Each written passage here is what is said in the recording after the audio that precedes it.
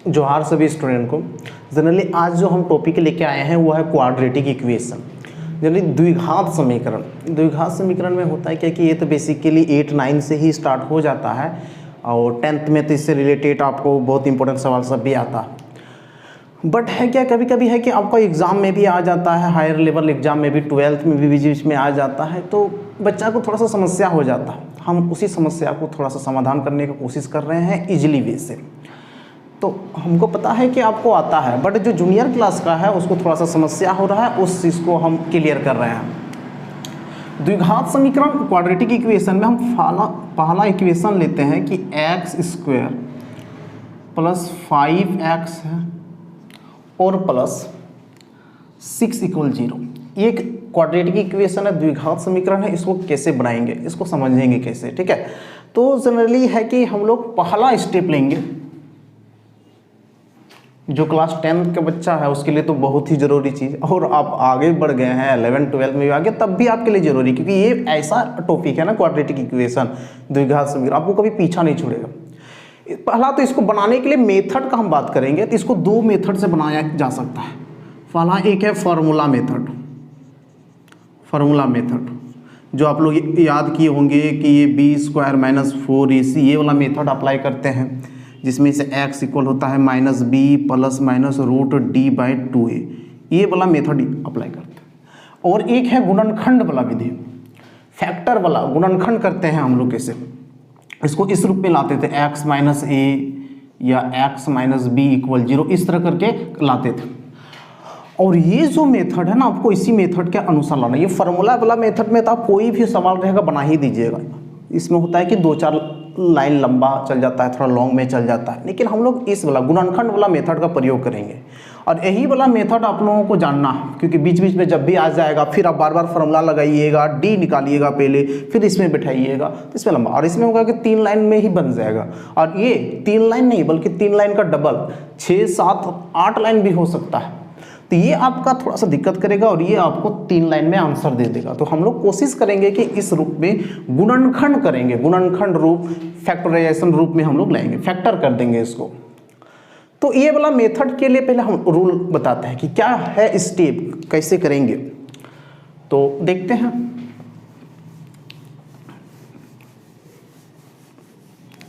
तो ये जो है पहला स्टेप में क्या करना है, अगर हम लोग इसको ABC मान लें, या इसको पहला और इसको मान लेते हैं कि तीसरा मान लेते हैं, ये दूसरा, तो हम लोग को पहला स्टेप में होता है, अगर इसको A, B और C मान ले, तो पहला स्टेप क्या करना है, A × C करना है, या पहला गुना क्या करना है, तीसरा। ये पहला स्टेप है आपको। ये रूल नंबर 1 या स्टेप नंबर 1 जो आप समझिएगा, ये रूल नंबर 1 में ये है A × C करेंगे, मतलब कि पहला गुना ये तीसरा हम लोग करना है। ये स्टेप करने के बाद अगर हम लोग जैसे गुना कर लेंगे, तो यहाँ इसका गुणांक को गुना करें, जैसे इसके आगे कितना है तो 1 है, तो स्टेप 1 में 1 और इधर में 6, मतलब टोटल आंसर में आपका आ गया 6। ये स्टेप नंबर 1। अब सेकेंड स्टेप हम लोग आएंगे, ये स्टेप नंबर 1 में ये आया, अब स्टेप नंबर हम लोग 2 में जाएंगे। तो जो गुना करके हम लोगों को आएगा, इसको क्या करना है, एलसीएम ले ले या इसको तोड़ दें, गुणनखंड करें, जो आप समझते हैं उस तरह करना है। गुणनखंड मतलब इस तरह करके हम एलसीएम जैसे करेंगे, इसके 2 और 3, मतलब हम लोग 6 को लिख सकते हैं 2 × 3 या 3 × 2, आप जैसे लिख सकते हैं। तो ये वाला जो ध्यान रहना है, ये कभी कभी नहीं टूटेगा, तो नहीं टूटेगा तो 1 × भी कर देगा। मान लेते हैं यहाँ पर 5 आ जाता है, उससे तो आएगा भी यहाँ पर नहीं, तो उसको कैसे तोड़ेंगे, तो उस आधार पर भी किया जा सकता है, 1 × 5 भी कर सकते हैं। तो ये ध्यान रहेगा, ये वाला स्टेप आपको ध्यान में रखना है। ये स्टेप से ही ये थर्ड स्टेप आएंगे, ये 3 ही स्टेप आता है मात्र। चूँकि हम ये पहला आपको समझाने की कोशिश कर रहे हैं बेहतर रूप से, इसलिए थोड़ा सा लॉन्ग करके बता रहे हैं। अगर ये आप समझ गए तो दोबारा आपको ये मेथड कोई भी पूछेगा, आप इसका आंसर तुरंत बताइएगा, मतलब कोई दिक्कतें नहीं है इस वाला मेथड में। पहला स्टेप आप समझ में आ गया, A × C कर दिए। दूसरा स्टेप क्या किए, इसको हम लोग फैक्टर के रूप में मतलब लिखिए, 6 को अभाज्य गुणनखंड जिसको बोला जाता है, प्राइम फैक्टर के रूप में लिख दिए, तो 2 × 3 या 3 × 2 लिख सकते हैं। अब ये जो थर्ड स्टेप क्या है, थर्ड में हम लोग इस सेकंड वाला को मतलब इसको B को लेके आएंगे। b में क्या है 5 है। अब जो मेरे पास जो ये गुणनखंड किए हैं, ये आभास गुणनखंड, इससे क्या है कि इसको हम लोग को ऐड करके क्या लाना है, ये 5, क्योंकि यहाँ पर स्टेप सेकंड में क्या है 5, तो इसको ऐड करके 5 लाना है, या कभी कभी माइनस करके भी 5 लाना है। ये आपको याद रखना है कि ये थर्ड स्टेप में क्या है कि b बराबर क्या करना है, जोड़ें या घटाएं। किसको, इसको हम लोग जोड़ेंगे या नहीं तो घटाएंगे। तो कभी कभी जोड़ना पड़ेगा, कभी कभी घटाना पड़ेगा। तो अभी हम चूंकि हम पहला क्वेश्चन लिए हैं तो थोड़ा सा इजीली वे में लिए हुए हैं, तो इसको 2 + 3 कर दिए तो 5 आ गया। या अगर हम 3 × 2 लिखते तो 3 + 5 करेंगे, 3 + 2 करेंगे तो भी 5 आ जाएगा। तो कहीं कहीं पर माइनस का प्रॉब्लम आएगा, वो हम बताएंगे। जोड़े एवं घटाएं, किसको, इसी को जोड़े और घटाएंगे तो b के बराबर आ जाना चाहिए। तो देखिए b के बराबर आ जाता है, 5 है, अगर दोनों को जोड़ दिया तो 5 आ जाता है। यही 3 स्टेप आपको लेके चलना है, और ये तीनों स्टेप अगर आप समझ गए तो समझिए बहुत आपके लिए बहुत बेहतर रूप है ये सवाल, क्योंकि जब मन तब टपक जाएगा। आप ये मायने नहीं रखता है कि आप क्लास 10th में ये पढ़े हैं या क्लास 8 में या क्लास 9 में, ये मायने नहीं रखेगा। आप अगर 11th में है तब भी पूछेगा, 12th में है तब भी आ जाएगा, वहीं पर ग्रेजुएशन भी जा रहे हैं तब भी पूछेगा, या कोई कंपटीशन देने जा रहे हैं, कोई भी एग्जाम देने जा रहे हैं कंपटीशन में, तब भी इस तरह का सवाल आपको मिलेगा। ये द्विघात समीकरण, क्वाड्रेटिक इक्वेशन जब मन तब टपक जाएगा, तो इसलिए इसको बेहतर रूप से समझना जरूरी है। ठीक है, तो हम लोग को ये पहला स्टेप गुना कर लिए तो 6 हो गया। दूसरा स्टेप क्या किए, ये फैक्टर किए, गुणनखंड अभाज्य गुणनखंड के रूप में। तीसरा स्टेप क्या किए, ये जो b था, जो ये 5 हमको दिख रहा था, जो गुणनखंड किए उसको जोड़े या घटा के हम लोग को उतना ही चाहिए। तो इसको जैसे कि 5 इक्वल, तो हम लोग यहीं से लाएंगे, तो क्या हो गया 2 + 3, मतलब अब 5 को क्या लिख देंगे 2 + 3। तो ये नेक्स्ट अब सवाल जो हम लोग सॉल्व कर रहे हैं, हम x² तो हम लोग लिखे ही प्लस, अब देखिए 5 को आप क्या लिखेंगे 2 + 3, तो यहाँ x है तो x देना पड़ेगा, 2x + 3x + 6 = 0। ये हम लोग को करना है। अब क्या है, ये दोनों को फेयर बना लेंगे, ये दोनों का फेयर बना लेंगे, जोड़ा बना लेंगे। यहाँ से देखिए x² में तो 2 गो x है, x² कैसे होता है समझने के लिए कि x² मतलब क्या, x × x, तब तो x² हुआ। हम एक x कॉमन ले लिए तो उसके पास एक x बच गया प्लस, तो यहाँ से x कॉमन ले लिए तो इसके पास 2 बच गया प्लस। अब ये दोनों जो हम लोग जोड़ा किए हैं, यहाँ से 3 अगर हम लोग बाहर कर दें, मतलब कॉमन ले लें, तो x बचेगा। यहाँ 6 है, 6 को तो 2 × 3 लिखेंगे, 3 अगर बाहर कर देंगे तो क्या बचेगा 2 = 0। हर बार ये चीज़ को आपको दिमाग में रखना है कि ये दोनों हमेशा इक्वल आएगा। अगर ये दोनों आपका इक्वल आ जाता है, मतलब आप 100% सही सवाल, मतलब सही दिशा में जा रहे हैं, सवाल को जो है वो सही बना रहे हैं। तो इसका अब हम लोग क्या कर लेंगे कि x + 2, मतलब दोनों जो इक्वल है दोनों को एक जगह लिख दिए, और जो बच जाता है क्या बच जाएगा, x बच जाएगा और इधर से 3 बच जाएगा, इक्वल हो गया 0। तो मल्टीप्लिकेशन का रूल है कि 2 मल्टीप्लिकेशन अगर 0, मतलब इसका मतलब हम लोग कह सकते हैं कि x + 2 = 0 and x + 3 also equal 0। इसका मतलब x इक्वल मेरा -2 हुआ, x इक्वल क्या हुआ -3। यही आपको सॉल्यूशन निकालना था कि x इक्वल -2 एंड -3, ये सॉल्यूशन आपका आ गया। तो ध्यान रहे, ये सवाल जैसे कि आप फार्मूला मेथड से बनाएंगे तो बनेगा, जरूर बनेगा, लेकिन ये स्टेप से है क्या कि अगर यहाँ पर आप देखिए, ये तो क्वेश्चन है आपका, 1 लाइन 2 लाइन और ये 3 लाइन, यहीं से आप आंसर दीजिएगा, ये सब करने की जरूरत नहीं। यहाँ से हम डायरेक्ट बोलेंगे x इक्वल -2 हुआ, x इक्वल -3 हुआ। तो आपको ये दिमाग पे भर के रखना है, इस तरह करके सवाल का सॉल्यूशन करना है। अभी देखिए हम ये स्टेप को रहने देते हैं, ठीक है, और हम यहाँ पर एक सवाल दे देते हैं, उसको देखिएगा सॉल्व कर पाते हैं क्या नहीं। ठीक है,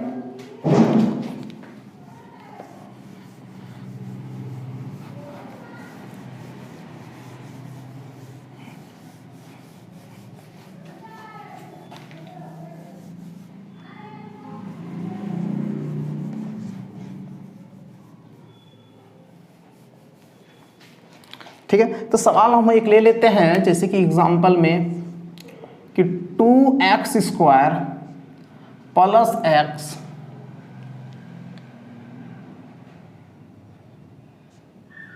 -3 इक्वल 0। देखिए हम ये थोड़ा सा अब माइनस वाला आपको ले लिए, माइनस वाला इसलिए लिए ताकि आपको अब समझना होगा कि चूंकि एक सवाल को तो हम विस्तार पूर्वक बताए, थोड़ा सा समय भी लिए आपको समझाने के लिए, और आप भी इजी पूर्वक से समझने का अब जो रखे हैं एबिलिटी वो आप समझ चुके हैं, तो इसलिए इसको थोड़ा सा हम ले लेते हैं ताकि आपको प्रॉब्लम ना हो। माइनस वाला ले लेते हैं। इसी सवाल को समझ बनाने के बाद आपको सारा सवाल आप इस तरह से बना सकते हैं। माइनस वाला इसके बाद भी हम माइनस वाला ही सवाल को लेंगे। फर्स्ट स्टेप, अगर आप ए बी करना चाहेंगे तो यहाँ ए है, ये बी है और ये सी है, तो हम लोग करते हैं ए गुना सी या पहला गुना तीसरा। तो यहाँ पर 2 and 3 यानी कि 2 × -3 तब -6 हुआ, है ना। अब यहाँ पर देखिए ये 6 है, तो 1 मिनट के लिए हम आपको रोकना चाहेंगे। हम क्या करते थे, 6 को फैक्टर यानी कि 2 × 3, या आप ऐसा भी बोल सकते हैं कि 3 × 2, आप जैसे लिखना चाहेंगे लिखिए। लेकिन हम माइनस को अभी नहीं रखे, माइनस को थोड़ा सा रखे हुए हैं, ठीक है, क्योंकि ये माइनस आपको थोड़ा सा कंफ्यूजन करेगा, इसलिए हम रखें। अब हम लोग को जो ये स्टेप आता है, ये बी इक्वल जोड़ें या घटाएं, तो बी मेरा क्या है 1, मतलब 1 रखें। बी जो है इसके आगे यहाँ पर क्या है, तो यहाँ 1 तो छुपा हुआ है ना, तो यही 1 हम लोग लिए। अब जोड़े या घटाएं, किसको जोड़े घटाएंगे, इसको जोड़ेंगे या घटाएंगे तो कितना आना चाहिए, 1 आना चाहिए, ठीक है। तो ये जो फैक्टर किए हैं, ये माइनस है आपका, माइनस कोई दिक्कत नहीं, माइनस अब लगाइए, कहीं लगा दीजिए, कोई दिक्कत नहीं है कि 2 पे लगाइए माइनस, इसमें कोई दिक्कत नहीं है। अब जोड़ेंगे या घटाएंगे, तो देखिए इसको इसी से जोड़ना है या घटाना है। अगर -2 + 3 लिखते हैं तो 1 आ रहा है, नहीं आ रहा है, आपका 1 आ गया। -2 + 3 ऐसा आप लिखिए, या आप अगर चाहेंगे कि 3 - 2 लिख दिए तो क्या नहीं आएगा, 3 - 2 तब भी आएगा। तो आप यहां से जैसे समझना चाहते हैं उस तरह लिखिए। आपको ये अच्छा लगता है तो ये लिखिए, आपको ये अच्छा लगा तो ये लिखिए, कोई दिक्कत नहीं है, आप किसी भी आधार पर लिख सकते हैं। लेकिन एक चीज सबसे बड़ी बात है, चूंकि यहाँ 1 है इसलिए हम ऐसा लिखे। अगर -1 यहाँ पर रहता तब हम इसको ऐसे लिख देते कि 2 - 3, देखिए -1 आ रहा है। तो जैसा सवाल रहेगा उस आधार पर सॉल्यूशन भी होगा। तो हम समझ में आ गया कि हमको ये लिखना है, इसका मतलब यहाँ 2x² दे दिए। अब इस x की जगह पर हम क्या लिखेंगे, -2 + 3 या 3 - x। तो आपको अच्छा लगेगा ही वाला लिखने में 3 - 2 को, तो हम भी वही लिख दिए। तो प्लस, चूंकि यहाँ पर 3 के आगे तो प्लस है, हम प्लस लिख दिए। तो 3x - 2x और -3 इक्वल में 0। अब स्टेप क्या था, ये दोनों को हम पेयर कर लेते थे, ये दोनों को पेयर कर लेते थे, तो यहाँ से हो गया। अगर हम यहाँ से देखिए तो x कॉमन, चूंकि 2 और 3 है तो कॉमन नहीं आएगा, ठीक है। तो हम लोग क्या कॉमन ले लिए, x। अब यहाँ से x जैसे ही कॉमन लिए तो x प्लस क्या बच गया, 2x + 3 बच गया, ठीक है। अब उधर से अगर हम लोग कॉमन ले लें तो देखिए यहाँ पर कुछ कॉमन नहीं है, माइनस है तो हम माइनस लिख दिया, कोई कॉमन नहीं है, मतलब 1 तो सब जगह रहता है इसलिए 1 लिख दिए। और यहाँ पर भी 2x - 3 इक्वल 0, ठीक है। अब आगे बढ़ते हैं, तो क्या देखिए ये दोनों इक्वल आया ना, यहाँ माइनस है तो यहाँ पर क्या हो जाएगा, प्लस हो जाएगा। थोड़ा सा मिस्टेक हो गया था, इसको करेक्शन कीजिएगा। माइनस हम कॉमन लेंगे तो माइनस और माइनस तो प्लस ही होगा ना, इसलिए लिख दे। अब ये दोनों इक्वल होगा। अब जैसे देखिए अभी इक्वल नहीं हुआ था तो हम रुक गए और समझ में आ गया कि हम कुछ मिस्टेक किए। तो आपको भी वहां पर समझना कि ये दोनों हमेशा हमेशा इक्वल आएगा। इक्वल आया तब मतलब कि ठीक ठाक हम जा रहे हैं। तो अब दोनों को 2x + 3 हम लिख दिए और इधर से x - 1 इक्वल 0 ऐसा लिख दिए, ठीक है। अब लिखने के बाद देखिए आगे क्या है, क्या करते थे कि 2x + 3 इक्वल 0, x - 1 इक्वल 0, यहाँ से x = 1 आपको साफ साफ दिख रहा है। अब यहाँ से क्या कीजिएगा कि 2x + 3, तो 3 को उधर भेजेंगे तो -3, इसका मतलब x = ये आ गया, ठीक है। तो आपको इस तरह करके सवाल को बनाना है। कोई भी सवाल रहेगा आप इस नियम को फॉलो कीजिए, 1 2 3 आपको समझ में आ जाएगा, ठीक है। यहाँ से कोई दिक्कत नहीं होगा। एक सवाल और आपको देते हैं, आप अपने में गृहकार्य कीजिए, देखिए कि बना पाते हैं या नहीं। जैसे कि एग्जाम्पल में हम देते हैं कि x² + 5x और -6x = 0। देखिए ये सवाल आपसे सॉल्व होता है या नहीं, इस सवाल को देखिए बना के। और सॉल्व यदि हो जाता है तो बहुत खुशी होगा हमें कि आप इस सवाल को बना भी पाने लगे। ठीक है, तो मिलते हैं फिर। सॉरी, यहाँ माइनस होगा सवाल में, x² minus 5x minus 6x। इस सवाल को अगर आप बना लेते हैं तो बहुत बेहतर हमें लगेगा कि आप सीख चुके हैं, क्योंकि 2 सवाल दिए। अगर आप नहीं बना पाते तो हम नेक्स्ट क्लास में भी आप इसको हम समझाएंगे इसको कि कैसे इस सवाल को बढ़ाएंगे। ठीक है, धन्यवाद।